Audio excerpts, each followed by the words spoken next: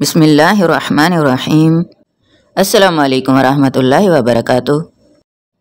आज हम आपको बताने जा रहे हैं कि गाड़ियों के टायर की बैरूनी सतह को मुलायम क्यों नहीं बनाया जाता और सड़क खुरदरी क्यों बनाई जाती है।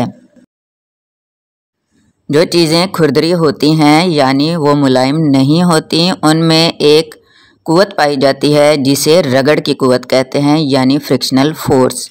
ये कुव्वत जिन दो सतहों के दरमियान पाई जाती है वो सतहें आपस में फिसलती नहीं हैं, बल्कि इसी ताकत की वजह से जो चीज़ चलती है वो चलने के काबिल होती है और जो चीज़ रुकी होती है वो ठहरे रहने के काबिल रहती है। रगड़ की कुव्वत ही की वजह से चलने वाली चीज़ें चलती रहती हैं और जो चीज़ें खड़ी होती हैं यानी साकिन होती हैं वो हालत सुकून में रह सकती हैं। अगर रगड़ ना हो तो ना चीज़ें पुरसुकून हालत में खड़ी रह सकें और ना ही वो चल सकें, बल्कि चीज़ें फिसलती रहें, चाहे वो ट्रांसपोर्ट के व्हीकल हों, जानवर हों, इंसान हों।